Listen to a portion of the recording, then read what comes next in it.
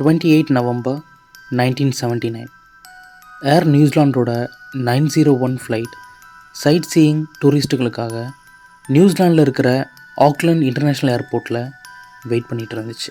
பனி படர்ந்த அந்த அண்டார்டிகாவை ஃப்ளைட்டில் இருந்து பார்த்து ரசிக்க மக்கள் ரொம்ப ஆர்வமாக இருந்தாங்க. போக போகிற ட்ரிப்பை பற்றியும் இது ஒரு நல்ல எக்ஸ்பீரியன்ஸாக இருக்க போகிறத பற்றியும் தங்களுக்குள்ளே கலந்து பேசி மகிழ்ச்சியில் இருந்தாங்க அந்த 237 பேசஞ்சர்ஸ். மொத்தம் 11 மணி நேர சைட் சீயிங். ஆக்லாண்ட் ஏர்போர்ட்டில் இருந்து புறப்பட்டு அண்டார்டிகாவை பார்த்துட்டு மறுபடியும் ஆக்லாண்ட் ஏர்போர்ட்டுக்கு வந்து சேர்றதா இருந்துச்சு. அந்த 237 பேசஞ்சர்ஸும் ஃப்ளைட்டில் ஏறி மகிழ்ச்சியோடு புறப்பட தயாராகிறாங்க. ஆனால் அவங்களுக்கு அப்போ தெரியல அதுதான் அவங்களோட கடைசி ட்ரிப்புன்னு. அந்த பேசஞ்சர்ஸோட கடைசி நொடிகள் இந்த வீடியோவோட கடைசியில் இருக்குது. வீடியோவை ஸ்கிப் பண்ணாமல் கடைசி வரைக்கும் பாருங்கள். அந்த ஃப்ளைட்டில் ட்ராவல் பண்ண 257 பேருமே பரிதாபமாக இறந்து போயிட்டாங்க. என்ன நடந்தது, எதனால் எல்லோரும் இறந்து போனாங்கன்னு இந்த வீடியோவில் பார்க்கலாம். February 1977 ஏர் நியூசிலாண்ட் அண்டார்டிகா சைட் சீயிங்காக ஃப்ளைட்ஸை ஆஃபர் பண்ணிகிட்டு இருந்தாங்க.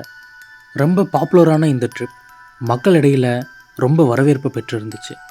அதில் ட்ராவல் பண்ணி சைட் சீயிங் பண்ணியிருந்த எல்லாருமே ஒரு நல்ல ஃபீட்பேக்கை கொடுத்துருந்தாங்க. இருந்தாலும் 1979 ஏர் நியூசிலாண்ட் சீட்ஸை ஃபில் பண்ணுறதுக்காக மீல்ஸ், ரெஃப்ரெஷ்மெண்ட்ஸ், காம்ப்ளிமெண்ட்ரி பார் சர்வீஸ்னு சேர்த்து ஒரு சின்ன அட்வர்டைஸ்மெண்ட் பண்ணியிருந்தாங்க. இதனால் மக்கள் கூட்டமாக அந்த ஃப்ளைட்டில் ட்ராவல் பண்ணுறதுக்காக வெயிட் பண்ணிகிட்டு இருந்தாங்க. ஒரு யூனிக் எக்ஸ்பீரியன்ஸுக்காகவே பிரத்யேகமாக தயாரிக்கப்பட்ட அந்த ஃப்ளைட்ஸில் எக்ஸ்பீரியன்ஸ்ட் அண்டார்டிக் கைடும் இருக்கிற மாதிரி மக்களை கவர்ற வகையில் இருந்தது அந்த ஆஃபர். காலையில் 8 மணிக்கு ஃப்ளைட் 901 257 பேசஞ்சர்ஸோட சைட் சீயிங்காக புறப்பட்டு ஈவினிங் 7 மணிக்கு கிறிஸ்ட்சர்ச் இன்டர்நேஷ்னல் ஏர்போர்ட்டுக்கு வந்து 45 நிமிஷம் ரீஃபில்லிங்காக ஸ்டாப் பண்ணி ரீஃபில்லிங் முடித்ததுக்கப்புறம் மீதம் இருக்கிற 464 மைல்ஸை பறந்து மறுபடியும் நைட் 9 o'clock ஆக்லாண்ட் ஏர்போர்ட் வந்து சேர்றது தான் பிளான். யூஸ்வலாக 85% பேசஞ்சர்ஸோட மட்டுமே பறக்கிறது தான் இந்த பிளேன். இவங்க சென்டர் ரோ சீட்ஸை எப்போவுமே செல் பண்ணுறதில்ல. ஏன்னா அப்போ தான் பேசஞ்சர்ஸ் ஈஸியாக மூவ் ஆகி விண்டோஸ் வழியாக பார்க்குறதுக்கு ஈஸியாக இருக்கணுன்றதுக்காக. மிடில் ஏஜில் இருக்கிறவங்க, வயசானவங்கன்னு 237 பேர் ஆன்போர்ட் செய்யப்பட்டிருந்தாங்க. அதில் இருந்தது 22 அமெரிக்கன்ஸ், 24 ஜாப்பனீஸ், 2 கனடியன்ஸ், அப்புறம் கொஞ்சம் ஃப்ரான்ஸ், ஆஸ்திரேலியன்ஸ்லேருந்து வந்திருந்த டூரிஸ்ட். அவங்க கூட ஏர் நியூசிலாண்டோட க்ரூ மெம்பர்ஸ். எட்மண்ட் ஹில்லரின்ற கைடு தான் அன்னைக்கு டூரிஸ்ட்டுங்களோட கைடாக போக வேண்டியிருந்தது. ஆனால் அவருக்கு சில கமிட்மெண்ட் இருந்ததால் அவரோட லாங் டைம் ஃப்ரெண்ட் பீட்டர் அன்னைக்கு கைடாக அந்த ஃப்ளைட்டில் போயிருக்கார். பல நாடுகள்லேருந்து வந்து ஒரு வித்தியாசமான அனுபவத்துக்காக காத்துட்டு இருந்தாங்க அந்த டூரிஸ்ட். இதுக்கு முன்னாடி இதே மாதிரி டூரிஸ்ட்டை கூட்டு போயிட்டு வந்த ப்ரீவியஸ் ஃப்ளைட்டோட ஃப்ளைட் பிளான் கேப்டனான ஜிம் காலின்ஸ் கிட்டேயும் கோ பைலட்டான கிராக் கேசின் கிட்டேயும் கொடுக்கப்பட்டிருந்துச்சு. அதோட கோஆர்டினேட்ஸ் ஃப்ளைட்டோட கம்ப்யூட்டரைஸ்ட் நேவிகேஷனில் என்ட்ரு செய்யப்பட்டிருந்துச்சு. அது ஃப்ளைட் ஆட்டோமேட்டிக்காக டெஸ்டினேஷனை ரீச் ஆகிறதுக்கு ஹெல்ப்ஃபுல்லாக இருக்கும். என்ன தான் கேப்டனும் கோ பைலட்டும் எக்ஸ்பீரியன்ஸ்டாக இருந்தாலும் 2 பேருமே இது வரைக்கும் அண்டார்டிகாவுக்கு பறந்ததில்லை. 237 பேசஞ்சர்ஸும் க்ரூ மெம்பர்ஸும் ஆன்போர்ட் ஆனதுக்கப்புறம் மார்னிங் 8:17 ஃப்ளைட் வழக்கம் போல் சைட் சீயிங்க்கு கிளம்புது. 4 மணி நேர ஸ்மூத் டேக் ஆஃப்க்கு அப்புறம் போய் சேர வேண்டிய இடத்துக்கு 42 மைல் தொலைவில் ஃப்ளைட் பறந்துட்டு இருந்துச்சு. ரேடியோ கம்யூனிகேஷன் சென்டர்லேருந்து விஷுவாலிட்டி இருந்தால் 10,000 அடிக்கு மேலே பறக்கலான்னு மெசேஜ் வருது. ஏர் சேஃப்டி ரெகுலேஷன் படி நல்ல விஷுவாலிட்டி இருந்தாலும் 6,000 அடி கீழே பறக்க அனுமதி இல்லை. பேசஞ்சர்ஸ்க்கு ஒரு நல்ல வியூ கிடைக்கணுன்றதுக்காக கேப்டன் பிளேன் பறந்துட்டு இருந்த தூரத்திலிருந்து 2,000 அடி கீழே இறக்குறாரு. கோஆர்டினேட்ஸ் படி ஓப்பன் வாட்டர் மேலே பறந்துட்டு இருந்ததா நம்பியிருக்காரு கேப்டன்.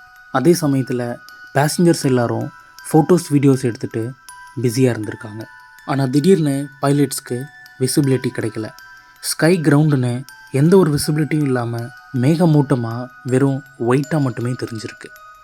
கோஆர்டினேட்ஸ் படி தன்னோட பாதையில் கரெக்டாக தான் போயிட்டுருக்கேன்னு நினச்சிட்டு இருந்தார் பைலட். ஆனால் ஃப்ளைட் பறந்துட்டு இருந்தது மவுண்ட் எர்பஸ் மேலே. 12:49 கிரவுண்ட் ப்ராக்சிமிட்டி வார்னிங் சிஸ்டம் பிளேனுக்கும் தரைக்கும் இடைவெளி கம்மியாக இருக்குதுன்னு வார்னிங் சவுண்ட் கொடுக்குது. அப்போது தான் பைலட்ஸ்க்கு தெரியுது பிளேன் தரைக்கு ரொம்ப பக்கத்தில் பறந்துட்டு இருந்ததா. பைலட்ஸ் ஃபுல் பவரில் ஃப்ளைட்டை நிறுத்த ட்ரை பண்ணுறாங்க. ஆனால் 6 செகண்ட்ஸில் அந்த பிளேன் பனி சூழ்ந்த அந்த மவுண்ட் எர்பஸோட சைடில் முட்டி கிராஷ் ஆகிடுச்சு. அதில் இருந்த 234 பேசஞ்சர்ஸும் க்ரூ மெம்பர்ஸோடு சேர்த்து 257 பேரும் அங்கேயே இறந்து போயிட்டாங்க. கடல் மட்டத்திலிருந்து 1467 அடி மேலே இந்த ஆக்சிடெண்ட் நடந்துச்சு. டெஸ்டினேஷனில் இருந்த மெக்மோடோ ஸ்டேஷன் அந்த ஃப்ளைட்டை காண்டாக்ட் பண்ண ட்ரை பண்ணுறாங்க.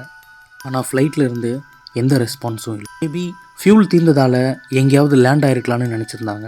ஆனால் அவங்களுக்கு தெரியல அதில் போன 257 பேரும் பரிதாபமாக இறந்து போயிட்டாங்கன்னு. மதியம் 2 மணிக்கு யுனைடெட் ஸ்டேட்ஸ் நேவி ஏர் நியூசிலாண்ட் ஃப்ளைட் 901 ரேடியோ டிரான்ஸ்மிஷனுக்கு அக்னாலேஜ் பண்ணலன்னு ஒரு ரிப்போர்ட் ரிலீஸ் பண்ணுறாங்க. உடனே 2 ஏர்கிராஃப்ட்ஸ் சர்ச் பண்ணுறதுக்காக அனுப்பப்படுது. அவங்களாலையும் ஃப்ளைட்டை கண்டுபிடிக்க முடியல. உடனே இன்னும் 4 ஏர்கிராஃப்டோடு சேர்த்து மொத்தம் 6 ஏர்கிராஃப்ட்ஸ் சர்ச்சிங்காக அனுப்பப்படுது.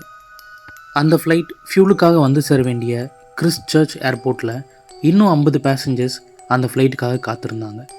ஏர்போர்ட் ஸ்டாஃப் முதல்ல அங்கே வெயிட் பண்ணிகிட்டு இருந்த பேசஞ்சர்ஸ் கிட்ட ஃப்ளைட் கொஞ்சம் டிலேயாக லேண்ட் ஆகும்னு சொல்லியிருக்காங்க. ஆனால் டைம் ஆகிட்டே இருந்ததால் ஒன்று மட்டும் கிளியராக தெரிஞ்சிருக்கு, something was wrong. Night 9 o'clock air New Zealand press மீட்டில் அந்த ஃப்ளைட் தொலைஞ்சு போனதை அறிவிக்கிறாங்க. ரெஸ்கியூ டீம் ஃப்ளைட் போன வழித்தடத்தில் தேடி பார்க்குறாங்க. ஆனால் அவங்களால கண்டுபிடிக்க முடியல. Midnight 12:55 United States navy aircraft mount ஏர்பஸோட சைடில் சம்திங் ஏதோ உடஞ்சி கிடக்கிறத கண்டுபிடிக்கிறாங்க. ஆனால் அங்கே எந்த சர்வைவர்ஸும் அவங்க கண்ணில் படலை. பிளேன் கிராஷ் ஆன 20 மணி நேரத்துக்கு அப்புறம் காலையில் 9 மணிக்கு ஹெலிகாப்டர்ஸ் சர்ச் பார்ட்டிஸ் மவுண்டனில் லேண்ட் பண்ணுறாங்க. அப்போது தான் அங்கே டேமேஜ் ஆன பீசஸ் ஃப்ளைட் 901ஓடுதுன்னு கன்ஃபார்ம் பண்ணுறாங்க. 237 பேசஞ்சர்ஸும் 20 க்ரூ மெம்பர்ஸும் இறந்து போயிட்டாங்கன்னு அஃபிஷியலாக அனௌன்ஸ் பண்ணுறாங்க. 600 மீட்டருக்கு மவுண்டெயின் மேலே ஒரு சீட்டே போய் வெடிச்சு சிதறினதாக தெரிய வந்திருக்கு. சுமார் 60 பேர் அங்கே இருந்த பாடிஸை ஐடென்டிஃபை பண்ணுறதுக்காக அனுப்பப்பட்டாங்க. அவங்களால 213 பாடிஸை மட்டும்தான் ஐடென்டிஃபை பண்ண முடிஞ்சுது. மீதி இருந்த 44 பேரோட உடல் பாகங்கள் சிதறினதால் இன்வெஸ்டிகேட்டர்ஸால் ஐடென்டிஃபை பண்ண முடியல. 1980 February 22 இறந்த எல்லாருக்காகவும் இறுதிச் சடங்கு ஏற்பாடு செய்யப்பட்டுச்சு. இன்வெஸ்டிகேஷனில் ஒரு விஷயம் கிளியராக தெரிஞ்சுது, எந்த ஒரு மெக்கானிக்கல் ரீசனாலையும் இந்த விபத்து நடக்கலை. ஃப்ளைட்டில் இருந்த டேப் ரெக்கார்டரில் கிடைச்ச இன்ஃபர்மேஷன் படி காக்பிட்டில் எந்த ஒரு எமர்ஜென்சியும் பதிவாகலை. பைலட்டோட எரராக இருக்கலான்னு இன்வெஸ்டிகேட்டர்ஸ் நினைக்கும்போது 2 மெயின் ரீசன் இந்த ஆக்சிடெண்ட் நடக்க காரணமாக இருந்திருக்கு.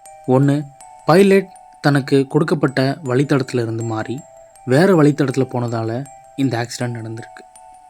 க்ரூவும் சரியான வழித்தடத்தில் தான் ஃப்ளைட் போயிட்டுருக்குன்னு நம்பியிருக்காங்க. ஆனால் ஃப்ளைட் போயிட்டு இருந்தது மவுண்ட் ஏர்பஸ் மேலே. 2வது, வெதர். செக்டார் ஒயிட் அவுட்னு சொல்லப்படுற ஒரு இல்யூஷன். ஐஸும் க்ளவுடும் சேர்ந்து ஒரு இல்யூஷன் க்ரியேட் ஆகிருக்கு. பைலட்டும் அந்த ஐஸும் ஸ்னோவும் கீழே தான் இருக்குது, விசிபிலிட்டியை மறைக்கிறது க்ளவுடு தான்னு நம்பியிருக்காரு. ஆனால் அவருக்கு தெரியல அது மவுண்ட் எர்பஸ்னு. ஐஸோட வெளிச்சமும் வாட்டரும் சேர்ந்து கிரியேட் ஆன க்ளவுட் இல்யூஷனால் பைலட் நடக்க போகிற விபரீதத்தை முன்கூட்டியே தெரிஞ்சிருக்கலை. அதனால தான் எந்த ஒரு எமர்ஜென்சியும் அங்கே பதிவாகலை. 1980 aircraft accident chief inspector Ron Chippindale ஒரு ரிப்போர்ட்டை சப்மிட் பண்ணுறாரு. பைலட் அப்ரூவ் பண்ண லெவலுக்கு கீழே பிளேனை இயக்குனதாலையும் அதே ஹைட்டில் போனதால் க்ரூவால் ஃப்ளைட் பொசிஷனை சரியாக கணிக்க முடியாமல் போனதாலையும் தான் இது நடந்திருக்குன்னு சொல்லியிருக்காரு. எல்லா ப்ளேமும் பைலட் மேலே வந்ததால் கோர்ட்டில் இந்த கேஸ் வந்தப்போ ஏர் நியூசிலாண்ட் அடிக்கடி பேசஞ்சர்ஸ் ஃபோட்டோ எடுக்கணுன்றதுக்காக அவங்களுக்கு ஒரு நல்ல வியூஸ் கிடைக்கணுன்றதுக்காக அப்ரூவ் பண்ண லெவலில் இருந்து கீழே பறந்ததாக தெரிய வந்திருக்கு. இந்த விஷயம் தெரிய வந்ததால் ஏர் நியூசிலாண்ட் தான் இந்த விபத்துக்கு பொறுப்புன்னு இறந்தவங்க ஃபேமிலிக்கு $1.50 million கொடுக்கணும்னு கோர்ட்டில் தீர்ப்பு வந்துச்சு. இந்த தீர்ப்பு வந்த அடுத்த நாள் ஏர் நியூசிலாண்டோட CEO மோரி டேவிஸ் அவர் வேலையை ரிசைன் பண்ணிட்டார். விபத்து நடந்த இடத்துல இறந்தவங்க நினைவாக ஒரு கிராஸ் வைக்கப்பட்டுச்சு. வயசான காலத்தில் ஒரு புது அட்வென்ச்சருக்காக வந்து தங்களோட லைஃபையே தொலைச்ச அந்த 237 பேர், இறந்தும் ஒரு கெட்ட பேருக்கு ஆளான அந்த பைலட் இப்போ வரைக்கும் இவங்களோட நினைவுகள் நியூசிலாந்து மக்களோட மனசில் அப்படியே தான் இருக்குது. இந்த வீடியோ பற்றின உங்கள் ஒப்பீனியனை கமெண்ட்டில் சொல்லுங்கள். மறக்காமல் நம்ம சேனலை சப்ஸ்கிரைப் பண்ணுங்கள். தேங்க்ஸ் ஃபார் வாட்சிங்.